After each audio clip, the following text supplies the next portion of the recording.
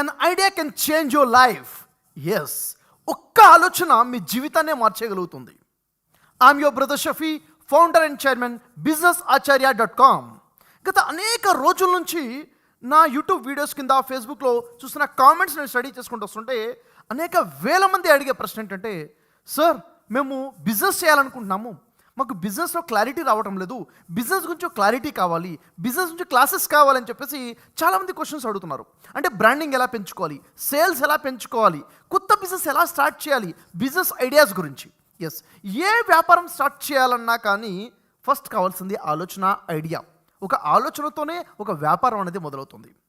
కాబట్టి అనేక మంది అడుగుతుంటే ఈ ప్రశ్నని దృష్టిలో పెట్టుకుని, ఎందుకంటే చాలామంది ఎడ్యుకేషన్ అయిపోయిన తర్వాత ఏం చేయాలో అర్థం అవడం లేదు. ఎంప్లాయ్మెంట్ లేదు, గవర్నమెంట్ ఉద్యోగాల కోసం ఎదురు చూస్తుంటే ఉద్యోగాలు లేవు, ప్రైవేట్ ఉద్యోగం చేయాలంటే ప్రైవేట్ ఉద్యోగాలు ఎక్కడ ఏం చేయాలో అర్థం అవ్వట్లేదు, వ్యాపారం మొదలు పెట్టాలన్న కోరిక ఉంది, ఏం చేయాలో ఎలా చేయాలో అర్థం అవ్వట్లేదు. అనేక మంది వ్యాపారం స్టార్ట్ చేసి 1000 మంది స్టార్ట్ చేస్తే 999 వ్యాపారాలు క్లోజ్ అయిపోతున్నాయి 1 సంవత్సరం లోపులోనే. కారణం ఏంటి? ఎందుకని అంటే సరైన గైడెన్స్ లేకపోవడం వల్ల. ప్రతి విషయంలో కూడా గైడెన్స్ తీసుకొని మనం ముందుకెళ్తాం, ట్రైనింగ్ తీసుకుని ముందుకెళ్తాం. ఉదాహరణకి నేను ఇప్పుడు మాట్లాడుతున్నాను, మీరు మాట్లాడగలుగుతారు. మనం మాటలు నేర్చుకున్నాం, చిన్నప్పటి నుంచి ఒక్కొక్క అక్షరం ఒక్కొక్క పదం నేర్చుకున్నాం. మనం స్కూల్కి వెళ్ళి స్కూల్ స్టడీస్, కాలేజ్ స్టడీస్లో అనేక విషయాలు నేర్చుకున్నాం. కానీ దురదృష్టం ఏంటంటే బిజినెస్ నేర్చుకోలేదు. జీవితంలో ఏ వ్యాపారం అయితే చేయాలనుకున్నామో వ్యాపారం మన స్కూల్స్లో, కాలేజెస్లో ఎక్కడా చదవడానికి అందుబాటులో రాలేదు. యాక్చువల్గా ఈ బిజినెస్ ఎలా చేయాలి, బిజినెస్ గురించి గైడెన్స్ ఎలా ఉండాలి, మెంటరింగ్ ఎలా ఉండాలి, ఇవన్నీ దృష్టిలో పెట్టుకొని అనేక వేల మంది అడుగుతున్న ప్రశ్నకు సమాధానంగానే businessacharya.com ని స్టార్ట్ చేయడం జరిగింది. ఈ బిజినెస్ ఆచార్య ఏంటి? వ్యాపారం గురించి మీ ప్రశ్నలకు సమాధానమే. దీనికి సంబంధించి ఫ్రీ వీడియోస్ యూట్యూబ్లో ఇప్పటి నుంచి వస్తూ ఉంటాయి. మరి ఈ అద్భుతమైన వ్యాపారానికి సంబంధించిన వీడియోస్ మీకు అందుబాటులో ఉండాలంటే మర్చిపోకుండా ఛానల్ని సబ్స్క్రైబ్ చేయండి. బ్రదర్ షఫీ ఛానల్ని సబ్స్క్రైబ్ చేయండి. నాకు తెలుసు మీరు చాలామంది నా వీడియోస్ చూస్తుంటారు, కానీ సబ్స్క్రైబ్ ఇంతవరకు చేయలేదు. సబ్స్క్రైబ్ చేసిన వాళ్ళు కూడాను బెల్ ఐకాన్ ప్రెస్ చేయకుండా చాలామంది ఉన్నారు. బెల్ ఐకాన్ కూడా ప్రెస్ చేయండి, ఎందుకంటే ఏ ఒక్క వీడియో కూడా మీరు మిస్ అవ్వకుండా ఉండాలంటే తప్పకుండా వీడియోని ప్రెస్ చేయండి. అంతేకాదు మీ స్నేహితులకి, మీ బంధువులకి, మీ తెలిసిన వాళ్ళందరికీ కూడా వీడియో షేర్ చేయండి. ఎందుకంటే వ్యాపారంలో ప్రతి వ్యక్తి నిలదొక్కుని ఎప్పుడైతే ఎస్టాబ్లిష్ అవుతాడో బిజినెస్లో, అప్పుడే తను, తన కుటుంబం ఆర్థికంగా నిలబడ్డప్పుడు సంతోషంగా ఉండగలుగుతారు. 10 మందికి సహాయం చేసే పొజిషన్కి వెళ్తారు. మనమంతా కూడా ఆర్థికంగా ఉన్నతంగా ఉండి దేశం కూడా ఆర్థికంగా బలపడే విధంగా మనం ముందుకు నడవాలి.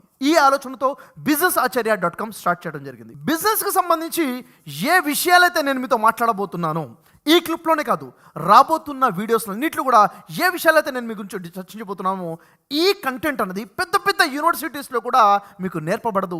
MBA, మాస్టర్స్ ఇన్ బిజినెస్ అడ్మినిస్ట్రేషన్లో కూడా రానటువంటి విషయాలు ప్రాక్టికల్గా మీకు అర్థమయ్యే విధంగా మన తెలుగు భాషలో నేను నేర్పబోతున్నాను.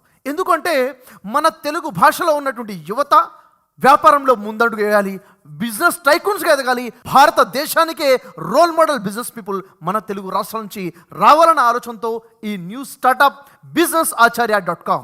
అయితే ఈరోజు మనం మాట్లాడుకుంటుంది ఫస్ట్ టాపిక్, బిజినెస్ ఎలా స్టార్ట్ చేయాలి. బిజినెస్ స్టార్ట్ చేయడం ఎలా? బిజినెస్ స్టార్ట్ చేయాలంటే ఒక ఆలోచన అనేది కావాలి, ఒక ఐడియా కావాలి. ఒక ఐడియాతోనే బిజినెస్ అనేది స్టార్ట్ చేస్తాం. అంటే ఏ ప్రోడక్ట్కి సంబంధించిన వ్యాపారం చేయాలి, లేకపోతే ఏ సర్వీస్కి సంబంధించిన వ్యాపారం చేయాలి, ఏ ప్రాంతంలో వ్యాపారం చేయాలి, ఎలాంటి వ్యాపారం చేయాలి, ఇవన్నీ కూడా ఒక ఆలోచనతో మొదలవుతుంది. అయితే ముందుగా ఈరోజు ఐడియా గురించి మాట్లాడదాం. బిజినెస్ స్టార్ట్ చేయాలనుకుంటే ఎలాంటి ఐడియాస్ ఉండాలి, ఎలాంటి ఆలోచన ఉండాలి. దీంట్లో బేసిక్గా 5 టిప్స్ మేము ముందు ప్రజెంట్ చేస్తాను. 5 విషయాల గురించి మీతో మాట్లాడతాను. మొట్టమొదటి టిప్ ఐడియా గురించి.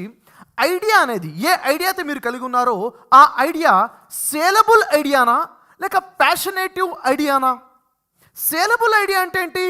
మీకు వచ్చినటువంటి ఆలోచన, మీరు చేయాలనుకున్న వ్యాపారానికి సంబంధించినటువంటి ఆలోచన, ఉపాయము, మీ ఐడియా అన్నది సేలబులా కాదా? లేకపోతే ఆలోచన కేవలం మీ ప్యాషనేటెడ్ మాత్రమేనా? అసలు సేలబుల్ అంటే ఏంటి, ప్యాషనేటెడ్ అంటే ఏంటి, ఇది మనకు తెలియాలి. సేలబుల్ అంటే మీకు వచ్చిన ఆలోచన మార్కెట్లో చలామణి అవుతుందా, మార్కెట్లో ఉన్న ప్రజలు దీన్ని యాక్సెప్ట్ చేస్తారా, ఈ ఆలోచనని మీరు సేల్ చేయగలుగుతారా ప్రజలలో, అయితే అది సేలబుల్ ఐడియా.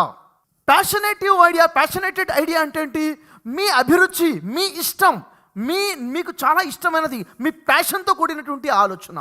అయితే ఈ ఐడియా సేలబుల్ ఐడియానా, ప్యాషనేటెడ్ ఐడియా అన్నది చాలా ఇంపార్టెంట్. మీరు ఏదైతే ఐడియా చేశారో ఆ ఐడియా అనేది వ్యాపారాన్ని క్రియేట్ చేయగలుగుతుందా? మీరు చేస్తున్నటువంటి ఆలోచన ఐడియా అనేది రెవెన్యూ జనరేట్ చేయగలుగుతుందా? మీరు చేస్తున్నటువంటి ఆ ఐడియా అనేది డబ్బును సంపాదించడానికి ఉపయోగపడుతుందా? మీరు చేస్తున్నటువంటి ఐడియా అనేది మీ వ్యాపారంలో మీతో పాటు ఉన్న వాళ్ళకి లాభాలు తెచ్చిపెడుతుందా?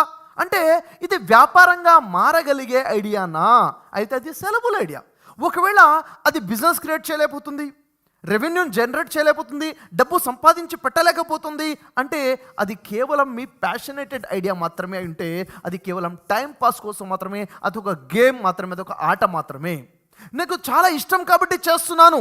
ఎస్, అది మీ ప్యాషనే, అది మీకు ఇంట్రెస్టే. అది ప్యాషన్ అయినా అది సేలబులా కాదా అనేది చాలా ఇంపార్టెంట్. సేలబుల్ కాకపోతే అది నీ ప్యాషన్ అయినా కానీ అది బిజినెస్కి ఉపయోగపడదు. అది నువ్వు చేసుకుంటూ వెళ్తే అది ఒక నీ ఇష్టం కోసం చేస్తుంది, ఇది ఒక సోషల్ సర్వీస్ కావచ్చు, నీ ఇష్టం కోసం చేస్తుంది కావచ్చు, అది వ్యాపారంగా ట్రాన్స్ఫార్మ్ అవ్వదు సేలబుల్ కాకపోతే.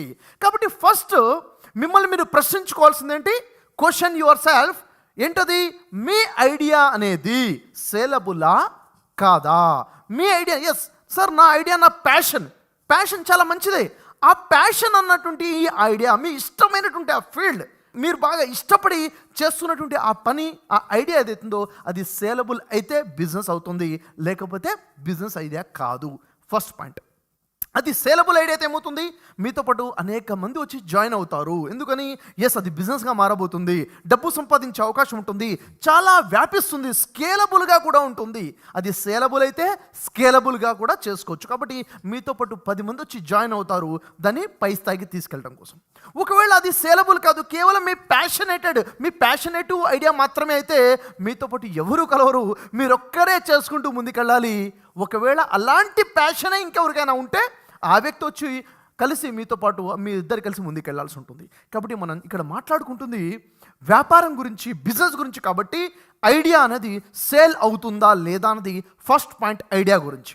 నెక్స్ట్ సెకండ్ టిప్ ఏంటి అంటే, ఐడియా అనేది, ఆ ఆలోచన అనేది ఇన్నోవేటివ్ ఐడియానా లేకపోతే ప్రాబ్లమ్ సాల్వింగ్ ఐడియానా? ఇది మనకు తెలియాలి, క్లారిటీ ఉండాలి. అంటే మీరు ఏదైతే ఆలోచన చేస్తున్నారో ఆ ఆలోచన ఇన్నోవేటివ్గా ఉందా లేదా, లేకపోతే అది ప్రాబ్లమ్ సాల్వింగ్గా ఉందా లేదా? చూడండి, ఈరోజు ప్రపంచం వేగంగా అభివృద్ధి చెందుతుంది, వేగంగా మారుతుంది కూడాను. ఒకప్పుడు ఉన్న టెక్నాలజీ ఒక సంవత్సరం 2 సంవత్సరాల తర్వాత టెక్నాలజీ మారిపోతుంది, కొత్త విధంగా టెక్నాలజీ వస్తుంది, ఇన్నోవేషన్ అనేది వస్తుంది. ఎస్, అయితే మీరు చేస్తున్న ఆలోచన కొత్తదనానికి సంబంధించింది, అంటే ఇన్నోవేషన్కి సంబంధించిన ఆలోచన అయితే ఆ ఆలోచన ఉపయోగకరమైనదా లేదా? ఏదైనా ఒక పెద్ద ప్రాబ్లంకి, సమస్యకి పరిష్కారంగా ఉందా లేదా? లేకపోతే మీకు వచ్చినట్టు ఆ ఇన్నోవేటివ్ ఐడియా అనేది ఒక గొప్ప అవకాశాన్ని, గొప్ప ఆపర్చునిటీని క్రియేట్ చేయగలుగుతుందా లేదా అన్నది ఆలోచించాల్సిన అవసరం ఉంది. ఎందుకంటే ఎంత గొప్ప ఇన్నోవేషన్ అయినా కానీ అది ప్రజల సమస్యకి పరిష్కారంగా, లేకపోతే ఒక గొప్ప అవకాశాన్ని ప్రజలకు కల్పించే విధంగా, లేకపోతే ఆ ఇన్నోవేటివ్ ఐడియా కూడాను ప్రజలకు ఉపయోగపడేది కాదు, అది వ్యాపారంగా ట్రాన్స్ఫార్మ్ అవ్వదు, వ్యాపారంగా నిలదొక్కునే ఆలోచన అయి ఉండదు. ఎలా ఉండాలి ఐడియా అన్నది? ప్రాబ్లమ్ సాల్వింగ్ ఐడియా అయి ఉండాలి. అంటే ప్రజలలో ఉన్నటువంటి ఏదో ఒక సమస్యకి పరిష్కారంగా అయి ఉండాలి నీ యొక్క ఆలోచన, నీ ఐడియా. అప్పుడు అది బిజినెస్ అవ్వగలుగుతుంది. ప్రజల యొక్క జీవన విధానము ఈజీగా మారగలిగింది అయి ఉండాలి. అంటే లైఫ్ స్టైల్ అనేది ఈజీగా చేయగలిగినటువంటి ఐడియా అయి ఉండాలి. లేకపోతే ప్రజలు చేస్తున్న వ్యాపారం యొక్క విధానము ఈజీగా మారగలగాలి. నువ్వు చేస్తున్నటువంటి ఐడియా వల్ల చేస్తున్న పనులు ఈజీగా జరగాలి, ప్రోగ్రెస్ పెరగాలి. నువ్వు చేస్తున్నటువంటి ఇన్నోవేటివ్ ఐడియా వల్ల ప్రజల యొక్క సమయము తగ్గాలి, ప్రజల యొక్క అవుట్కమ్ అనేది పెరిగే విధంగా ఉండాలి, ప్రోగ్రెస్ పెరిగే విధంగా ఉండాలి. ఏదో విధంగా ప్రజల యొక్క జీవన విధానంలో, ప్రజల యొక్క వ్యాపార జీవితంలో కానీ, ప్రజల యొక్క ఏదో సమస్యకి పరిష్కారంగా కానీ, గొప్ప అవకాశంగా కానీ ఉంటే మాత్రము ఆ ఆలోచన ఇన్నోవేటివ్ అండ్ ప్రాబ్లమ్ సాల్వింగ్ ఉంటే మాత్రము ఖచ్చితంగా బిజినెస్గా మారగలుగుతుంది. ప్రాబ్లమ్ సాల్వింగ్గా లేకపోతే, అది కేవలం ఇన్నోవేటివ్గా ఉంటే అది వ్యాపారంగా మారే అవకాశం లేదు. కాబట్టి బిజినెస్ స్టార్ట్ చేసేటప్పుడు మనం చేస్తున్న ఐడియా కేవలం ఇన్నోవేటివ్నా లేక ప్రాబ్లమ్ సాల్వింగా అన్నది మనంగా క్వశ్చన్ చేసుకోవాల్సిన అవసరం చాలా ఉంది. ఎప్పుడైతే మీరు చేస్తున్న ఆ ఆలోచన ప్రజల యొక్క హార్డ్ వర్క్ని మినిమైజ్ చేస్తుంది, హార్డ్ వర్క్ని తగ్గిస్తుంది, ఈజీ వర్క్ని చేయగలుగుతుంది, ఖచ్చితంగా ఆలోచన ప్రాబ్లమ్ సాల్వింగ్గా ఉంది అని అర్థమవుతుంది. ఎప్పుడైతే మీరు చేస్తున్న ఆలోచన ప్రజల యొక్క ఖర్చుని తగ్గిస్తుంది, మినిమైజింగ్ ద ఎక్స్పెన్సెస్, ఖర్చును తగ్గించే విధంగా మీ ఆలోచన ఉంది, ఖచ్చితంగా వర్కౌట్ అవుతుంది. కాబట్టి రెండో ప్రశ్న ఏంటిది? ఐడియా గురించి రెండో టిప్ ఏంటి? ఇన్నోవేటివ్ ఐడియానా, ప్రాబ్లమ్ సాల్వింగ్ ఐడియానా? అది innovative and problem solving idea ఉంటే ఖచ్చితంగా అది బిజినెస్గా ట్రాన్స్ఫార్మ్ అవ్వగలుగుతుంది అన్న విషయం అర్థమవుతుంది. తర్వాత మనం చూద్దాం థర్డ్ టిప్, స్మాల్ మార్కెట్ ఐడియానా లేకపోతే బిగ్ మార్కెట్ ఐడియానా? ఎస్, నీకొచ్చిన ఆలోచన అనేది ఇన్నోవేటివ్గా ఉంది, ప్రాబ్లమ్ సాల్వింగ్గానే ఉంది, కానీ అది స్మాల్ మార్కెట్ని క్యాప్చర్ చేయబోతుందా లేక బిగ్ మార్కెట్ని క్యాప్చర్ చేయబోతుందా అన్నది ఇక్కడ ఐడియా గురించి పరీక్షించాల్సిన అవసరం ఉంది. ఎస్, నువ్వు చేస్తున్న ఆలోచన, నీకు వచ్చిన ఆలోచన ఉపాయము బిజినెస్ గురించి, ఆ ఆలోచన ఎలాంటిది? నువ్వు చేస్తున్న ఆలోచన అనేది చిన్న మార్కెట్ని ఉద్దేశించి చేస్తుంటే, అంటే అది ఒక ప్రాంతానికి సంబంధించిందో లేకపోతే ఒక భాషకు సంబంధించిందో, ఏదో ఒక జియోగ్రఫికల్ ఏరియాకి సంబంధించిందో, లేకపోతే పర్టికులర్గా ఆ కేటగిరీకి సంబంధించింది మాత్రమే అయి ఉంటే అది స్మాల్ మార్కెట్ బిజినెస్ ఐడియా అయి ఉంటుంది.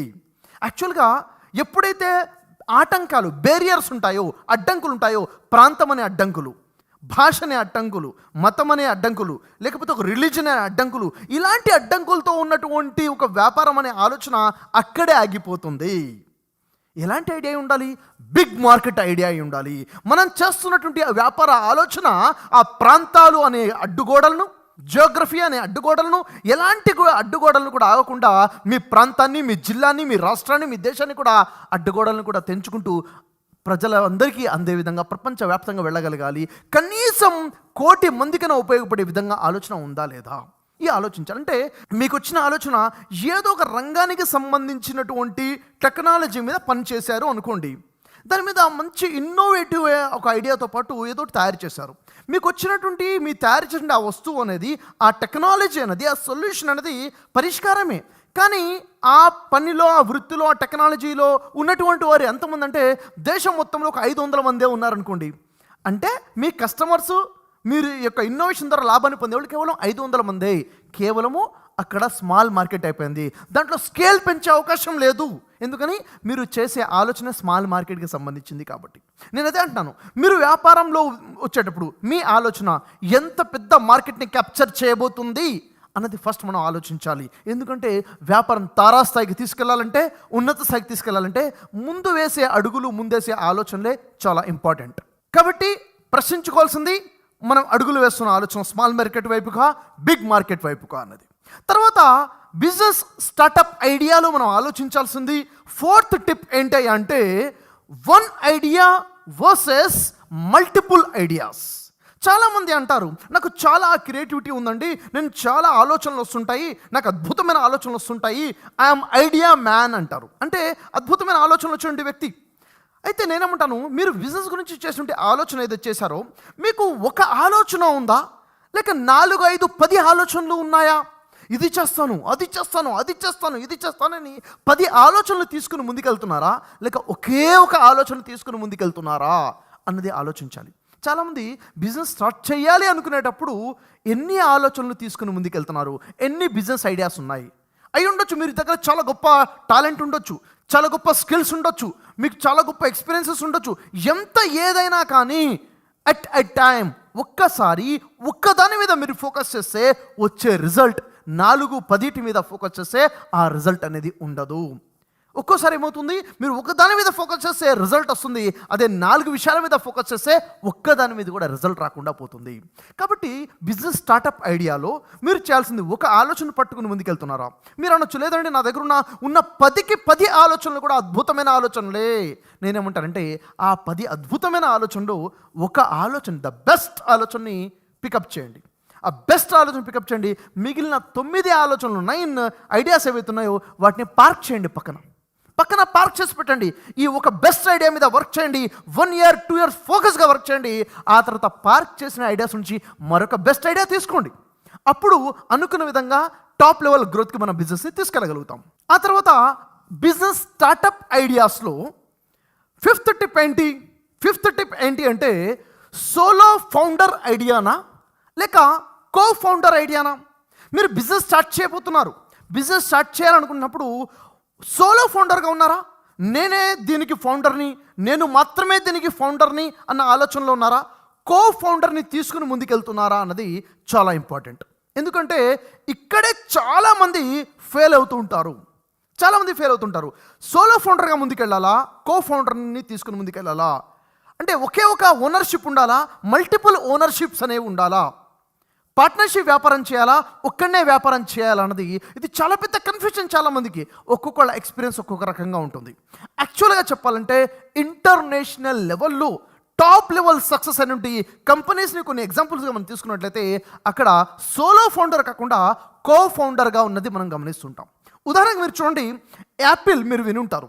యాపిల్ యొక్క ఫౌండర్ సోలోగా ఉన్నాడా, కో ఫౌండర్ కూడా ఉన్నాడా అంటే యాపిల్కి ఫౌండర్స్గా స్టీవ్ జాబ్స్తో పాటు స్టీవ్ వజ్నియాక్ కూడా కో ఫౌండర్గా ఉన్నాడు. ఇద్దరు ఫౌండర్స్ అక్కడ కనిపిస్తున్నారు. అదే ప్రపంచ ప్రఖ్యాతిగాంచినటువంటి గూగుల్ మనం చూసుకున్నట్లయితే గూగుల్కి ఒక ఫౌండర్ ఉన్నాడా లేక కో ఫౌండర్స్ ఉన్నారా అంటే లారీ పేజ్ ఒక ఫౌండర్ అయితే సెర్జీ బ్రిన్ మరొక ఫౌండర్గా ఉన్నాడు, కో ఫౌండర్ అక్కడ ఉండడం జరిగింది. అదే మైక్రోసాఫ్ట్ని చూసుకోండి, మైక్రోసాఫ్ట్ ప్రపంచంలోనే అతి గొప్ప కంపెనీ. ఈ మైక్రోసాఫ్ట్ ఒకే ఫౌండరా లేక కో ఫౌండర్ కూడా ఉన్నాడంటే మైక్రోసాఫ్ట్కి బిల్ గేట్స్ ఫౌండర్తో పాటు పౌల్ అలెన్ కూడా ఫౌండర్గా ఉన్నాడు. కో ఫౌండర్స్ అనేది ఇక్కడ మనకు కనిపిస్తుంది. అయితే మనం చేస్తున్న వ్యాపారము ఒకే ఫౌండర్తో వెళ్ళాలా, ఒకే ఓనర్షిప్లో వెళ్ళాలా లేక కో ఫౌండర్ని కూడా తీసుకుని వెళ్ళాలా అన్నది చాలా ముఖ్యమైన విషయము. మరి ఇక్కడ ఏ కంపెనీ అయితే మీరు స్టార్ట్ చేస్తున్నారో ఆ కంపెనీలో ఒక వ్యక్తి అంటే ఒక ఎనర్జీ, ఇద్దరు అంటే రెండు ఎనర్జీలు, నలుగురు అంటే నలుగురు ఎనర్జీస్, ఎన్ని ఎనర్జీస్ కలిసి వర్క్ చేస్తే అంత ఫాస్ట్గా కంపెనీ అనేది గ్రో అవుతుంది. అయితే ఈ 4 ఎనర్జీస్ మధ్య, ఈ నలుగురు పార్ట్నర్స్, నలుగురు కో ఫౌండర్స్ మధ్య ఒక గొప్ప స్ట్రాంగ్ అండర్స్టాండింగ్స్ అనేవి చాలా అవసరం. లేకపోతే ఏమవుతుంది, మన భారతదేశంలో ఎన్నైతే ప్రైవేట్ లిమిటెడ్ కంపెనీస్ స్టార్ట్ అయ్యాయో వాటన్నిటి దాదాపుగా అనాలిసిస్ చేసుకుంటూ వస్తే ఎన్ని కంపెనీస్ అయితే స్టార్ట్ అయ్యి గ్రో అవుతూ వచ్చాయో 90% కంపెనీస్ మధ్యలోనే ఏదో కారణం వల్ల కంపెనీలు ఆగిపోవడమో లేకపోతే అమ్మివేసుకోవడమో జరిగింది. ఎందుకని నష్టపోయి చేశారంటే కాదు, పార్ట్నర్స్ మధ్య విభేదాలు రావటం వల్ల ఇలాంటివి జరుగుతున్నాయి. కాబట్టి పార్ట్నర్స్ మీద ఒక సరైన అండర్స్టాండింగ్స్ లేకుండా పార్ట్నర్షిప్ చేయటం కూడాను నష్టదాయకమైంది. కాబట్టి ఒక కంపెనీని స్టార్ట్ చేస్తే సింగిల్ ఫౌండర్ కన్నా సోలో ఫౌండర్ కన్నా కో ఫౌండర్ ఉండడం బలమైనది. ఎప్పుడు బలమైనది? సరైన అండర్స్టాండింగ్ ఉంటే. ఎస్, నీ బాధ్యతలేంటి, నీ హక్కులేంటి, అతని బాధ్యతలేంటి, అతని హక్కులేంటి, క్లారిటీ ఉండాలి. నువ్వు వర్క్ చేయాల్సిన గ్రౌండ్ ఏంటి, అతను వర్క్ చేయాల్సిన గ్రౌండ్ ఏంటి, క్లారిటీగా ఉండాలి, రాతపూర్వకంగా ఉండాలి. ఏ ఏరియాలో ఎవరు వర్క్ చేయాలి, ఏ ఏరియాలో ఎవరు వర్క్ చేయాలి అంటే ఉదాహరణకి మేనేజ్మెంట్లో ఎవరు ఉండాలి, బ్రాండింగ్ ఎవరు చూసుకోవాలి, ఫైనాన్స్ ఎవరు చూసుకోవాలి, బిజినెస్ డీలింగ్స్ ఎవరు చూసుకోవాలి, అంటే బిజినెస్ సంబంధించిన ఏ బాధ్యతలు ఎవరు అన్నది ఎప్పుడైతే చూసుకొని సరైన అండర్స్టాండింగ్లో ఉంటామో కో ఫౌండర్షిప్ అన్నది బెస్ట్ ఐడియా. కాబట్టి మీరు స్టార్ట్ చేసేటువంటి కంపెనీలో మీరు చేస్తున్న ఆలోచన ఐడియా కో ఫౌండర్తో చేస్తున్నారా లేక సోలో ఫౌండర్తో చేస్తున్నారా ఒక్కసారి మీరు ఆలోచించాల్సిన అవసరం ఉంది. అయితే గతంలో నేను చేసినటువంటి బిజినెస్ వర్క్షాప్స్ కానివ్వండి, 2 days బిజినెస్ వర్క్షాప్, అదేవిధంగా సేల్స్ స్ట్రాటజీస్ మీద చేసినటువంటి వర్క్షాప్స్ కానివ్వండి, హౌ టు ఎర్న్ మనీ అని బిజినెస్ రిలేటెడ్ కానివ్వండి, బిజినెస్ ఐడియాస్ మీద చేసినటువంటి వర్క్షాప్ ఐడియాస్ కానివ్వండి, ఇవన్నీ చూసిన తర్వాత స్ట్రాటజీస్ గురించి మాట్లాడడం చూసి అనేక మంది నన్ను అప్రోచ్ అవ్వడం జరిగింది.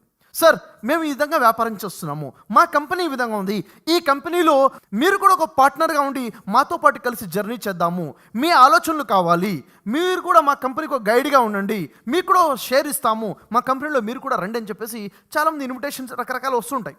ఎప్పుడైతే ఇలాంటి కంపెనీస్ యొక్క ఇన్విటేషన్స్ వస్తుంటాయో నేను చూసేదేంటి, నేను చూసేది ఇవే విషయాలు. యాక్చువల్గా ఏ కంపెనీ అయితే వీళ్ళు వర్క్ చేస్తున్నారో వాళ్ళు వర్క్ చేస్తున్నటువంటి ఐడియా ఏంటది, సేలబుల్ ఐడియా మీద వర్క్ చేస్తున్నారా లేక ప్యాషనేటెడ్ ఐడియా మీద వర్క్ చేస్తున్నారా ఫస్ట్ మనం చూస్తున్నాం. తర్వాత మీరు చేస్తున్నటువంటి ఐడియా అన్నది కేవలం ఇన్నోవేటివ్గా ఉన్నటువంటి ఐడియానా లేకపోతే ప్రాబ్లమ్ సాల్వింగ్గా ఉన్నటువంటి ఐడియా మీద వర్క్ చేస్తున్నారా, రెండో విషయం. తర్వాత మీరు ఏ కంపెనీ అయితే ఆఫర్ మనకు ఇస్తుందో, ఏ కంపెనీ అయితే మనకి ప్రపోజల్ ఇస్తుందో ఆ ప్రపోజల్ ఇచ్చే కంపెనీ స్మాల్ మార్కెట్ మీద ఐడియా కలిగి ఉందా లేక బిగ్ మార్కెట్ ఐడియా కలిగి ఉందా, లేకపోతే ఈ ప్రపోజల్ ఇస్తుంటే కంపెనీ సింగిల్ ఐడియా మీద ఫోకస్ చేస్తుందా లేక మల్టిపుల్ ఐడియాస్ మీద ఫోకస్ చేస్తుందా, ఈ అన్ని విషయాలు కూడా ఆలోచించి డిసిషన్ తీసుకోవడం జరుగుతుంది. ఎవరితో పాటు కలిసి జర్నీ చేయాలి, ఎవరితో పాటు కలిసి జర్నీ చేయకూడదు అన్నది. ఎందుకంటే ఇవన్నీ కూడా చాలా ఇంపార్టెంట్. అది అందుకే ఇలాంటి తప్పులు చేస్తూ ఈ ఐడియాస్లో బేసిక్ మిస్టేక్స్ చేస్తూనే చాలామంది అనేక గొప్ప స్టార్ట్స్ చేసి తర్వాత ఫెయిల్ అయిపోయాడు చాలామంది ఉన్నారు. అయితే నా మాట వింటున్నటువంటి మీరు ఎవరైతున్నారో బహుశా మీకు కూడా ఎక్స్పీరియన్స్ ఉండి ఉంటుంది. ఖచ్చితంగా ఈ వీడియో చూస్తుంటే ప్రతి ఒక్కరు కూడాను ఈ 5 టిప్స్ ఏవైతే ఐడియాస్ గురించి మాట్లాడారో వీటిలో మీరు స్టార్ట్ చేసేటప్పుడు ఈ 5 టిప్స్లో ఏ టిప్ మీద, ఏ ఐడియా టిప్ మీద మీరు ఆచరించారు అన్నది కామెంట్ ద్వారా తెలియచేయండి. కింద కామెంట్ చేయండి, నాకు తెలుస్తుంది. ఎస్, ఇక్కడ ఉన్నటువంటి పబ్లిక్ ఒక ఆలోచన ఎలా ఉంది, బిజినెస్లో మీరు ఏ విధంగా ఆలోచిస్తున్నారో నాకు తెలుస్తుంది. ఏ ఐడియా మీద మీరు ఫాలో అయ్యారు మీరు బిజినెస్ స్టార్ట్ చేసేటప్పుడు కామెంట్ చేయండి. రెండోది, ఏ ఐడియా ఫాలో చేయడంలో మిస్టేక్ చేశారో కూడా మీరు ఫాలో చేయండి. తర్వాత మీరు బిజినెస్ స్టార్ట్ చేసి ఎక్కడో దగ్గర ఫెయిల్ అయ్యారు అన్న ఫీలింగ్ మీకుంటే ఏ కారణంతో ఫెయిల్ అయ్యారు, ఈ 5 ఐడియాస్లో ఏదో ఐడియా ఖచ్చితంగా ఉండి ఉంటుంది. ఏమిటా ఐడియా అన్నది కూడా మీరు కామెంట్తో తెలియచండి. నేను పర్సనల్గా ఈ కామెంట్స్ నేను చదువుతాను, ఎందుకంటే బిజినెస్ సైకాలజీ ఇక్కడ ఉన్న పబ్లిక్ది ఏంటన్నది తెలుసుకోవాలన్న ఆశ నాకుంది. తెలుసుకుని దానికి తగ్గట్టుగా మరిన్ని వీడియోస్ చేయాలన్న ఆలోచన కూడా ఉంది. అయితే మీ అందరూ కూడా ఒక గొప్ప శుభవార్త ఏంటంటే, ఎక్స్క్లూజివ్గా బిజినెస్ గురించి 2 డేస్ వర్క్షాప్ నేను ప్లాన్ చేయడం జరిగింది. గతంలో ఒకసారి ఒక వర్క్షాప్ ప్లాన్ చేశాను, 2 డేస్ వర్క్షాప్. ఆ వర్క్షాప్ని ఇంకొంచెం రివైజ్ చేసుకుంటూ ఇంకా బెటర్ మోడ్లో 2 డేస్ వర్క్షాప్ మళ్ళీ ప్లాన్ చేయడం జరిగింది. ఎప్పుడైనా కనుక మీకు అవకాశం దొరికితే 2 డేస్ వర్క్షాప్ ఉంది అని కనుక మీకు తెలిస్తే మిస్ చేయకుండా ఖచ్చితంగా 2 డేస్ వర్క్షాప్లో జాయిన్ అవ్వండి. వర్క్షాప్లో 2 నెలల తర్వాత రావడం కన్నా ఈ రోజు ఉన్న అవకాశం ఉపయోగించుకునే ప్రయత్నించండి. ఎందుకంటే రోజులు గడుస్తున్నాయి, మన కోసం రోజులు ఆగవు. ఆలోచన అన్నది ఎవరి సొత్తు కాదు. ఎవరైతే ఐడియా మీద తొందరగా ఇంప్రూవ్మెంట్ చేస్తారో వారిదే క్విక్ సక్సెస్ అన్నది మనం చెప్పొచ్చు. రివైజ్ చేసినటువంటి అద్భుతమైన అప్డేటెడ్ బిజినెస్ వర్క్షాప్ నేను ఆర్గనైజ్ చేయబోతున్నాను హైదరాబాద్లో. మరి ఈ వర్క్షాప్లో మీరు ఇంట్రెస్టెడ్గా ఉంటే తప్పకుండా బిజినెస్ వర్క్షాప్లోకి రండి. బిజినెస్ వర్క్షాప్ ద్వారా మీరు చేయాలనుకుంటున్న వ్యాపారమైనా, చేస్తున్న వ్యాపారమైనా, లాసెస్లో ఉన్న వ్యాపారమైనా ఖచ్చితంగా గొప్ప టార్గెట్లో అద్భుతమైన స్థాయికి తీసుకెళ్లే విధంగా వర్క్షాప్ మీకు ఉపయోగపడుతుంది. ఎస్, నేను కమిట్ అయి ఉన్నాను.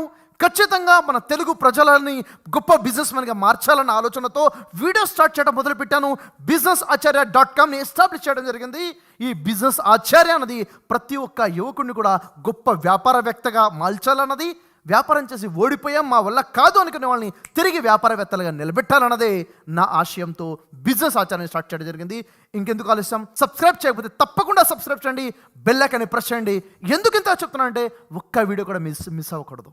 అంతేకాదు, ఇప్పుడు మన రెస్పాన్సిబిలిటీ ఏంటో తెలుసా, నాతో పాటు మనతో పాటు ఉన్న వాళ్ళని కూడా ఆర్థికంగా అప్లిఫ్ట్ చేయాలి. కాబట్టి వీడియోని తప్పకుండా షేర్ చేయండి. ప్రతి వీడియో మీద మీరు కామెంట్ చేయండి, నేను మీ కామెంట్స్ చదువుతాను. ఓకే, ఈ వీడియో మీద మీరు చేసే కామెంట్ గురించి ఎదురు చూస్తుంటాను. Thank you very much, all the best.